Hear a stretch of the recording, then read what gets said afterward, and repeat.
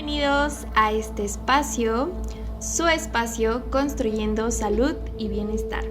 Yo soy la psicóloga Brenda Guzbert y sean bienvenidos a un episodio más de esta categoría que estamos introduciendo al canal sobre profundizar en esta propuesta de una psicología para el mexicano. Ya tenemos un primer video sobre lo que nadie te cuenta de estudiar psicología y les invito a reflexionar a aquellos colegas, psicólogos en formación y demás a que se den un pequeño momento de reflexión para poder indagar en temas de los que a veces no se llega a hablar, y hablo mucho desde mi perspectiva, desde mi formación y trabajo, para invitarlos precisamente a hacer esta reflexión, introspección, cuestionamiento. Y dentro de esto, pues vamos con este episodio que va a estar muy interesante, donde yo quiero indagar precisamente en el tema de dónde queda el cuerpo en la psicología. ¿Dónde queda para aquellos que quizá tienen ciertas posturas, tienen ciertas visiones, perspectivas desde lo científico, filosófico, las bases teóricas? Pues este espacio es para ello. Realmente es un episodio que va a estar lleno de mucha información, va a estar lleno de antecedentes, de historia, porque tiene una razón de ser, para entender cómo es que se abre esta propuesta. Y entonces ahora sí, para el próximo episodio pues van a conocer más al respecto, pero no se despeguen para que se queden al final y puedan conocer de qué vamos a estar hablando en el próximo episodio, que para mí es como el clímax de esta serie de capítulos que estamos haciendo para todos ustedes.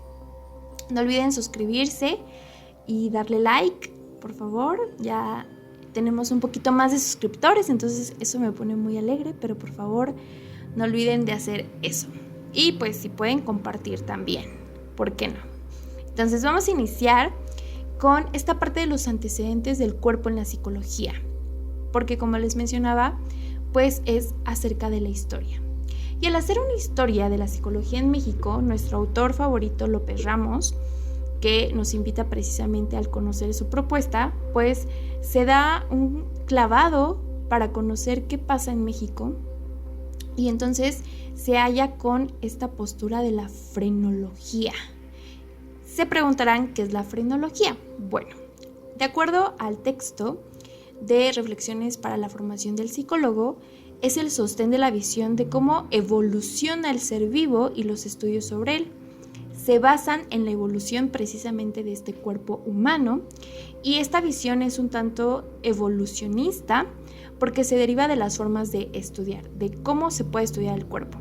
Entra un discurso en tonos positivistas. Para aquellos que no conozcan quizá esta parte del positivismo, porque es una palabra que vamos a estar mencionando bastante, se refiere a aquellos que precisamente buscan basar todo en la evidencia científica. ¿Qué aportaciones brindaba en este punto la frenología? Pues ellos decían que el carácter y las facultades mentales se localizaban en zonas específicas del cerebro, y a través de medir el cráneo se permitía deducir. En la discusión estaba esta parte del cuerpo, la unidad, y en su conjunto el alma y el espíritu, marcados por una construcción de argumentos dado por un conflicto tanto ideológico como debajo de el poder económico y político. Es decir, iba más un poquito de la ciencia y de lo que los estudiosos de medicina podían llegar a pues precisamente compartir. Sus discusiones no incluyen a los que no les disputaban el poder, es decir, a los pobres. Es importante hablar de esta frenología porque entonces aceptaba que el alma era operada por medio del cerebro y que además poseían diferentes facultades y se manifestaba por medio de los órganos cerebrales. Porque entonces fue un momento de definición de las imágenes y significados que se le imponen al cuerpo humano. Es ahí donde se empieza a hablar del cuerpo, lo que se debe de tener y lo que suponía debía de hacer. tenían como método la frenología, aquellos estudiosos llamada la ciencia para buscar una raza que pudiera ser superior o igual a ellos. Ese era el objetivo, por medio precisamente de esta exploración del cerebro y la fisiología de las razas. Desde ahí era necesario contar con estos antecedentes. ¿Para qué? Para comprender que el estigma contra la cultura y los cuerpos es una cultura que descalifica sus características sobre la forma de ver la muerte y la educación, sus sistemas de alimentación y sus prácticas de modificaciones craneales. Durante la colonia y el siglo XIX se van segregando estos grupos y se categorizaba a los indios como débiles de cuerpo y alma. Esto gracias a las fuentes hemerográficas para una historia del cuerpo humano, tomadas precisamente del autor López Ramos. Es así como este movimiento del positivismo influye y se hace presente en lo que se espera que se haga con los cuerpos de los sujetos que no habían ocupado un espacio en esta jerarquía o escala social, con su manía pues de querer hacer todo cuantitativo y medir. Buscaban identificar a los reos o las personas culpables de delitos con un sentido moral y definir a aquellos que sean capaces de ser los mejores o de los destacados. Desde este punto, la frenología positivista todo lo encontraba en el cerebro, que, de acuerdo a ellos, como lo mencionábamos, era un espacio en donde habitaba este espíritu y estas manifestaciones que se hacían cargo del cuerpo. Esto se convierte en un factor muy importante para la vida social y personal que, decía, podía llevar a la locura. El cuerpo y la locura formaban parte de una dualidad desde la pasión y la posesión como aspectos importantes que sucedían dentro del cuerpo. A partir de ahí podemos ver que el cuerpo ya es fragmentado y esto es muy importante a tomar en cuenta porque se divide dos cosas que, aunque están en un mismo espacio, pareciera que son independientes.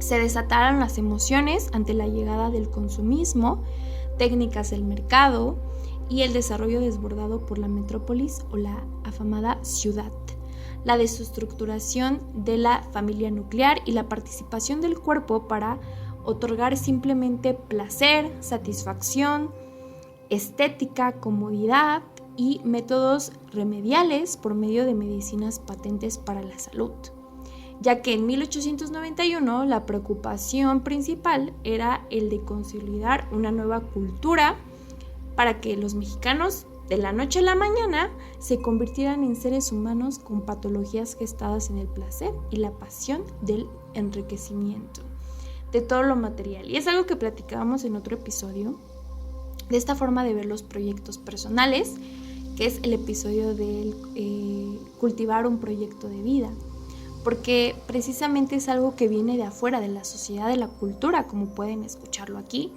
y que no es algo de lo que nos podamos quizás salvar, porque somos parte de una sociedad, y esto es importante conocerlo. El antecedente de esto pareciera que uno puede decir, ¿no? Pues a mí qué, yo no estuve en esa época, eso no es algo que me afecta, ahora ya hay algo diferente, hay otro tipo de movimientos a favor del cuerpo, pero la memoria del cuerpo está ahí presente y se encarna y se hace discurso. Entonces es importante conocer esta historia para entender por qué es que a lo mejor, y esto va para personas que quizá no se quieran dedicar a la parte de la psicología, pero les interesa esta parte de conocer y en temas de su trabajo personal. Porque es que a mí siempre que me pasa algo emocional, es algo que se me baja mi cuerpo, es algo que yo puedo llegar a sentir dentro y que me afecta, y entonces conocemos esto como las enfermedades psicosomáticas. Pero no nos vamos a adelantar. Había un estándar de los hombres europeos que ponían en desventaja a los hombres de América. El estudio de los huesos y del cráneo fue un indicador para la selección de grupos, especialmente los locos y los criminales, en los cuales, de acuerdo a esto, predominaba la falta de moral, la conciencia endurecida y el impedimento del libre albedrío. La consecuencia de esto, era para los grupos más desfavorecidos por la postura racial, pues quedaban fuera de esta iniciativa de la salud, y ser atendidos con dignidad en los hospitales, viviendo la discriminación por la condición de pobreza, sistemas e ideología que se mantienen pues hasta la fecha. Realmente no todos tenemos el mismo acceso a la salud, y más hoy en día que desafortunadamente entiendo esta postura a veces de la ciencia por comprobar todo. Sin embargo, encontramos con personas tanto del rango científico como los que tienen prácticas un poquito más ancestrales o las llamadas pseudociencias, por lo mismo que no tienen una evidencia científica, que buscan lucrar con el servicio a la humanidad. Y lo vemos de ambos lados. Entonces me parece importante justamente mencionar que el sistema de salud está ligado con el tema del cuerpo en la psicología, porque pareciera que es independiente, pero entonces gracias al conocer la historia, conocer estas bases, nos permite tener otra perspectiva. Comenzando quizá un poquito de las bases teóricas y filosóficas del cuerpo. La autora Olivia López Sánchez nos permite dar un recorrido por la noción del cuerpo en la Grecia antigua y la filosofía cristiana, para cerrar con postulados cartesianos sobre el mismo. Veamos, en la perspectiva de los atenienses, la educación como formación donde la enseñanza de las letras, música y la gimnasia eran el fundamento. El cuerpo tuvo su lugar de valor y se buscaba equilibrar tanto el cuerpo y el alma. El gimnasio se convierte en una de las instituciones más importantes para disfrutar de la lectura, tocar la cítara y ejercitarse, buscando el desarrollo del cuerpo en general. Y precisamente es donde Atenas se exalta esta parte del cuerpo, dando lugar a las actividades competitivas, que fueron el postre para dar a iniciar los afamados Juegos Olímpicos. Y entendemos que hoy en día la cultura de la estética en el cuerpo y en los gimnasios precisamente es algo que está quizá en auge, porque se mira desde afuera el cuerpo, y creo que este es como algo que incita al body positive, del aceptar y respetar todos los cuerpos. Sin embargo, pues ¿dónde queda quizá la parte interna, orgánica, y en general no solamente reducirlo a temas de esta índole estética nada más, sino profundizar en realmente el estudio complejo de lo que es el cuerpo? Entonces, continuamos con la filosofía cristiana, en donde la relación entre cuerpo y mente han ocupado un lugar importante. Gracias a Santo Tomás de Aquino, propone a la mente y al cuerpo como dos sustancias incompletas que daban origen al elemento completo que era el ser humano. El cuerpo humano, de acuerdo a Santo Tomás, constituye una sustancia incompleta, y entonces el alma va a ser vista como superior al cuerpo. El cristianismo ofrece la noción de un ser humano virtuoso en autorrepresión corporal, porque el cuerpo, de acuerdo a esto, tiene el pecado original. Y el alejamiento discursivo de los placeres de la carne son reflejados en los principios del mismo a través de prácticas, y eso es algo que podemos entender quizá, y ya en otro video quizá les pueda explicar la historia de las emociones, que para mí es algo que me voló la cabeza, el conocer por qué los mexicanos sentimos lo que sentimos. Pero eso es para entender cómo es que gracias a esta filosofía cristiana le da reconocimiento al cuerpo, entendiendo que también tiene relación con la religión y con esta retórica judeocristiana del cómo es que personas que tienen creencias ligadas a esta filosofía pues reconocen al cuerpo. El Renacimiento trae el entusiasmo por las ciencias, las letras y las artes para poder indagar, explicar y comprender la naturaleza de las cosas. En este movimiento el cuerpo se asocia a poseer, interrogar al cuerpo como una visión científica, volviéndose un objeto de estudio y blanco de poder en un grupo de especialistas que elabora un discurso sobre él. Un hombre radicalmente separado de su cuerpo es la idea mecanicista por la filosofía de René Descartes. Pienso, luego existo. Separando el cuerpo de la mente, de acuerdo a esto, el origen se fundamenta en la razón. Se pone en tela de juicio la intuición y el aprendizaje a través de los sentidos. Puedo dudar de mi cuerpo, pero no de mi pensamiento, de acuerdo al autor. Entonces, la razón será la única manera de conocer el mundo y las matemáticas son la clave única para la comprensión de la naturaleza. Ahí es donde está la lógica y el cuerpo es una fuente de sospecha. El mundo real es solo accesible para aquellos poseedores de la inteligencia y la razón. Pero entonces, ¿para qué tenemos un cuerpo? Posteriormente, podemos ver que en la antropología y la sociología, Merleau-Ponty introduce la noción de un cuerpo fenomenológico. La idea de estar en el cuerpo, ya que se asume que hay una vivencia en el mismo antes de que haya una interpretación cognoscitiva. Es decir, que primero lo vivo, primero pasa algo dentro de mí y después quizá lo llego a razonar. El cuerpo, de acuerdo a esta autora, es el medio de percepción del mundo y a través de él se interpretan los hechos culturales, que será a través de la corporalidad que el hombre interpreta al mundo y construye esta experiencia vivida que puede ser emocional o afectivamente.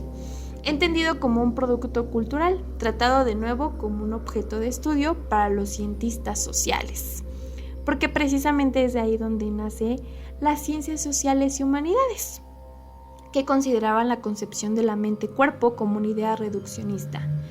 Michel Foucault aporta el estudio del cuerpo como realidad construida culturalmente, profundizando en la significación del mismo, pero también dándole una relación con lo histórico. Rory Porter asegura que la historia del cuerpo ha sido descuidada, atribuyendo a la herencia judeocristiana que promueve la concepción dualista del ser humano como privilegiado de mente y despreciado del cuerpo. Entonces, estos autores permiten la entrada quizá a cuestionarnos precisamente que pese a que tenemos bases teóricas y filosóficas que permiten tener quizá precisamente un fundamento, es permitido abrir otras posturas, tener otras percepciones de cómo es que podemos reconocer al cuerpo. Eso es bastante importante porque entonces es ahí donde se da un lugar, por fin, al cuerpo en la psicología. Pero veamos desde dónde. La psicofísica y posteriormente la psicología rusa y norteamericana retomaron los postulados de Wundt y de la fisiología para armar un discurso que pretendía explicar la conducta tanto de los animales como de los humanos. A finales del siglo XIX y a inicios del siglo XX, las teorías psicoanalistas también estaban dirigidas a dar cuenta de la constitución de la personalidad y de posibles trastornos que involucraban la visión del cuerpo. Esta relación de cuerpo-personalidad abrió el campo de estudio a la medicina psicosomática, precisamente esto que les mencionaba, que es la relación de las enfermedades psicosomáticas que son conocidos como trastornos corporales que expresan o representan conflictos psíquicos. Así como fuera de los terrenos psicoanalistas o freudianos, florece esta idea con las investigaciones de los autores Wallon y Piaget sobre la conciencia del propio cuerpo para conseguir un desarrollo psicológico óptimo en los niños a través de técnicas de psicomotricidad y procesos cognitivos superiores, dando por fin un lugar al cuerpo para reconocer la importancia de incorporar la noción de lo corporal como elemento metodológico fundamental, que en la psicología se puede utilizar el método de ver al cuerpo más allá de un objeto de estudio sesgado, reducido y o fragmentado. Entonces, el cuerpo moderno, gracias a Carlos Olivier Toledo, comparte: el cuerpo de la modernidad sirve para hacer siempre ciencia, siempre y cuando solo observe. La observación se vuelca sobre los sentidos que no tiene razón de ser. Desde la superficie, el héroe es aquel que logra la razón científica, exacerbando la misma. El cuerpo fue suprimido por la racionalidad científica, minimizando y siendo insignificante para la propuesta de la psicología. Y obliga al científico a condenar a la intuición, el cuerpo y el espíritu porque es independiente del conocimiento y del pensamiento.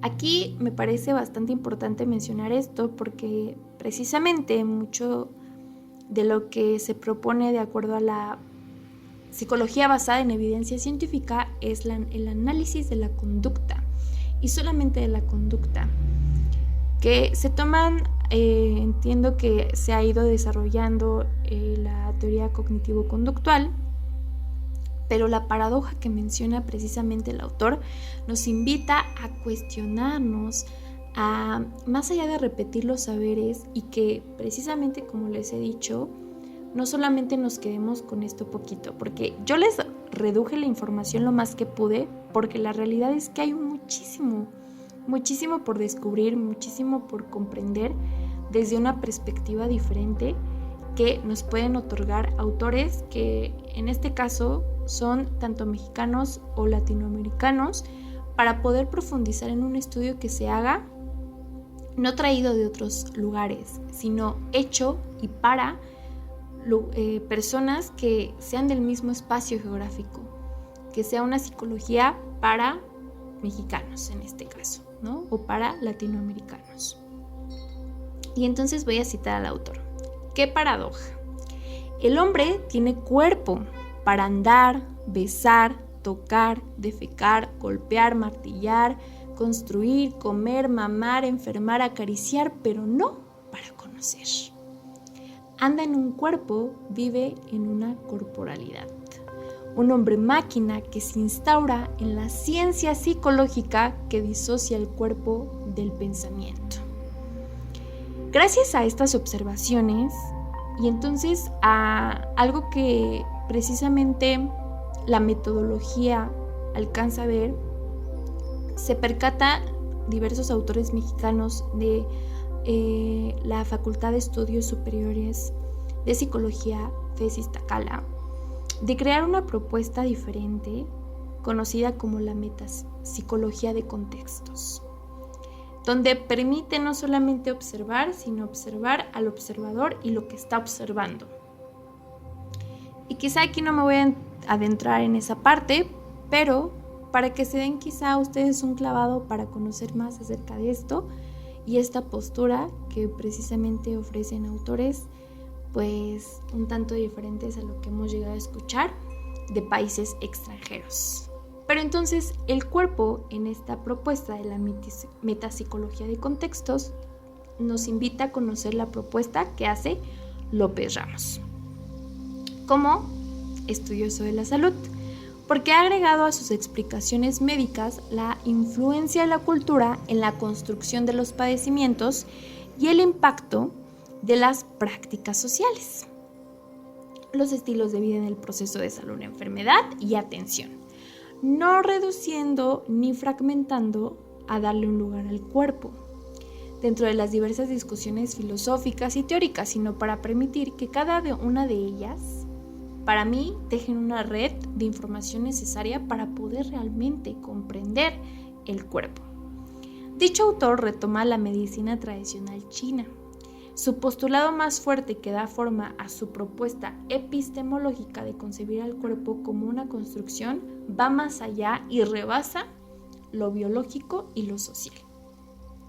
Su concepción del cuerpo es entendido bajo un principio básico sobre la relación entre órganos y emociones y concibe al cuerpo como ahistórico y universal, entendido por su dimensión orgánica, la cual está expuesta y es dependiente a su vez de la historia y de la geografía, en una franca relación con una visión que recupera el micro y el macrocosmos. Rompe con este concepto de causa y efecto. Porque entonces, cuando vienen los pacientes a consulta y se preguntan ¿por qué es que me está pasando esto a mí? ¿Yo qué hice para merecerlo? ¿Por algo pasan las cosas?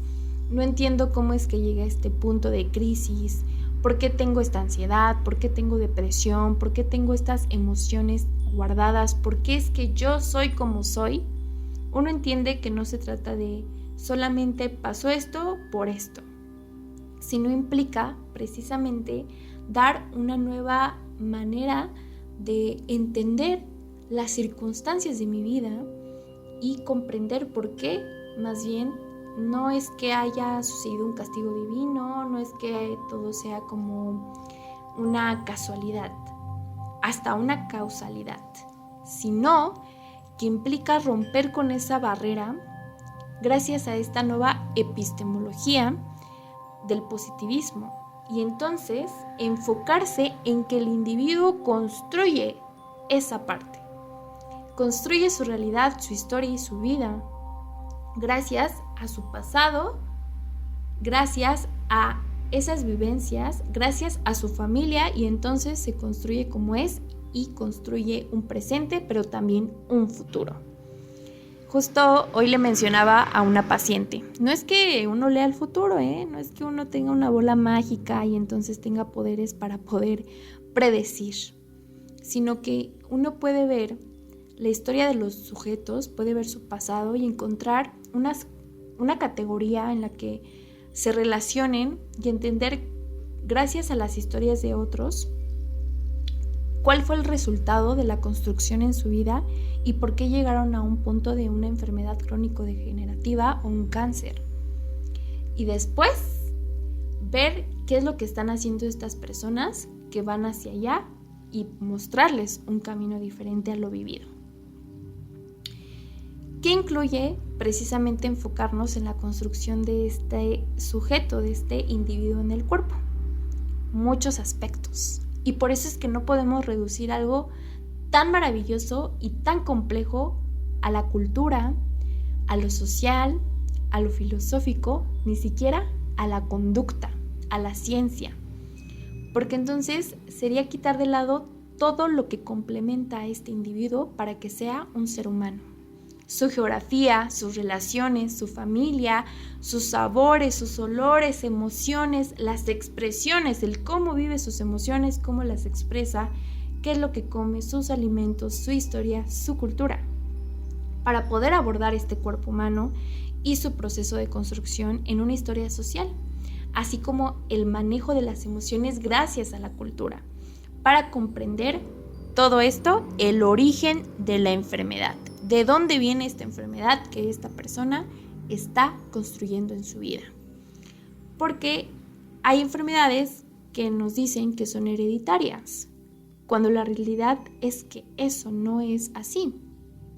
Más bien, heredamos los patrones, los hábitos, las prácticas que tiene mi familia y las hago mías. Porque veo que eso es lo que hay, eso es lo que existe. Yo no sé otras maneras de vivir, porque no he salido quizá de ese espacio. Pero entonces un día descubro que la vida se puede vivir diferente y me percato, me asombro y me puedo llegar a indignar para poder conocer otras maneras de asumir ese tipo de pasado, de historia que me permita construir nuevas formas de vivir. Diría el doctor, el oficio de vivir pues es un oficio que no todos conocen cómo hacerlo. Y esto da cabida a esta categoría de lo corporal, que es como el resultado de un enfoque psicológico que parte de la idea del cuerpo humano, que es significado como un microcosmos que ya habíamos mencionado, pero ¿por qué? Porque está compuesto por órganos y emociones interrelacionadas con 5 elementos básicos de la naturaleza, que son la madera, el fuego, la tierra, el metal y el agua.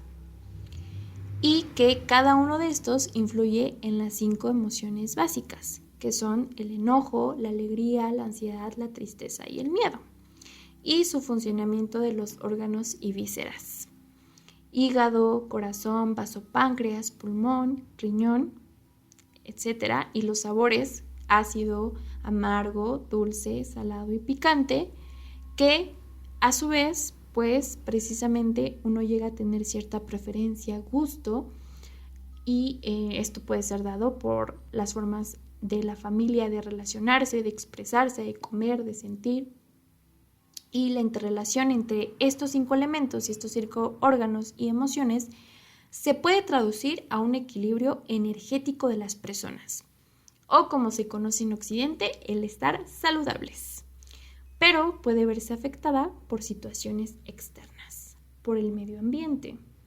Un órgano puede ser afectado por una emoción que está siendo predominante en mi vida, o a su vez por un alimento. Y entonces por eso es importante no solamente quedarnos en la idea de que hay una causa y un efecto. ¿Se dan cuenta? Y con esto podemos introducir a esta precisamente propuesta que, de acuerdo a todo lo revisado, se brinda una aproximación a la construcción del cuerpo como fuente de vida y poseedor del conocimiento cognoscitivo, intuitivo, espiritual, emocional, contenido en su memoria a través de la psicología y pedagogía de lo corporal. ¿Cuál es la base? La base está en recuperar este bagaje con el objetivo de rescatar la capacidad que todo ser humano tiene para apropiarse del cuerpo, para no verlo ajeno, para no verlo fragmentado, para no verlo reducido, para no minimizarlo, para no evadirlo, para no dormirlo incluso, porque esa es la cultura que tenemos en Occidente de la forma en la que nosotros llevamos nuestra salud, tenemos nuestra salud y a lo mejor confrontamos la enfermedad y a su vez de nuestro entorno de este sistema de autorregulación.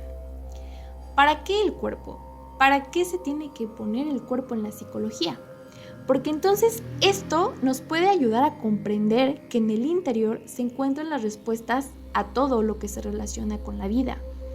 Recuerdan que platicábamos que entonces esta visión positivista, fragmentada de mente-cuerpo de René Descartes nos decía que primero habría que ver la razón y callar al cuerpo y menospreciar o no validar el tema de las señales que a veces nos llega al cuerpo, porque eso precisamente creemos que las respuestas están afuera y es ahí donde uno entra en crisis porque está tan desconectado de sí mismo y solamente se dedica a pensar, a alimentar los pensamientos obsesivos y cree que no hay otras maneras de poder reconocer. Se espantan cuando sienten su cuerpo los pacientes. Pacientes, por ejemplo, con ansiedad es algo que he notado bastante. Se asustan con simplemente el sentir un hormigueo,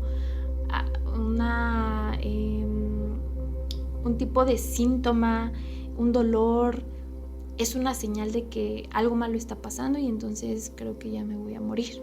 Cuando la realidad es que son señales del cuerpo, como ha estado callado por mucho tiempo probablemente, no me doy la oportunidad de poder ir hacia él. Y que justamente se relaciona con la vida, que es una oportunidad de aprendizaje que permite explorar en todas sus facetas, desde lo orgánico, las formas de conocer, experimentar, expresar emociones, relacionarnos, acercarnos a la naturaleza, al mundo y a los demás, y conduce a la construcción de estos procesos para sobrevivir. Muchas emociones, precisamente ese es el origen de sobrevivencia, pero entonces estamos en un punto en donde necesariamente sí tenemos que sobrevivir, pero nuestro cuerpo está en alerta todo el tiempo y por lo tanto hay una emoción que predomina en mi vida, que controla y lleva por cierto camino mi vivir, y eso está afectando no solamente psicológicamente, sino también corporalmente. Esto puede llegar a acercarme a observar y abandonar el cuerpo, y también a que hay una subjetividad, porque cada vivencia es diferente, pero sí nos permite construir categorías para comprender los procesos emocionales y corporales que hoy en día nuestra sociedad, los individuos están construyendo. ¿Cómo? ¿Cómo es que se puede aprender todo esto?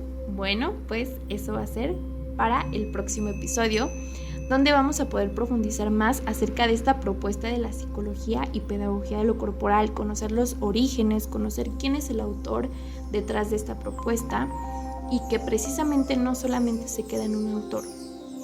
sino justamente en los videos que hablo de Cultívate Literariamente, que les dejo la playlist, hay muchos autores mexicanos que ofrecen propuestas porque precisamente es una red que se va tejiendo para brindar la información, para compartir nuevas maneras de vivir armónicamente con salud y bienestar para pues la humanidad. Entonces tiene una razón de ser. El punto no es abrir la discusión y simplemente ver quién es el que tiene la razón, sino implica el dar una mirada a lo que realmente se ha hecho en la psicología y poder brindar propuestas que realmente sean para la vida, porque es la emergencia que se está haciendo notar, que es necesario hablar de esto, es necesario que la gente conozca la importancia del cuerpo y que el día de mañana, independientemente de el psicólogo que ustedes elijan, que sea su guía, su orientación, les permita conocer algo más allá de su conducta, algo más allá de algo reducido, cuando la realidad es que puede incluir un cúmulo de oportunidades y posibilidades y caminos. Entonces, con esto vamos a cerrar este episodio. Espero que lo hayan disfrutado. Yo sé que es mucha información, pero es valiosa. Sé que ha valido la pena compartir con ustedes porque para mí es importante, me ayuda a mí a seguir preparándome como terapeuta, como psicóloga, y me permite brindar otra propuesta en este pequeño pero muy valioso espacio que es este podcast. Entonces, pues no olviden compartir para aquellos que deberían de estar escuchando esto, y nosotros nos vemos hasta la próxima.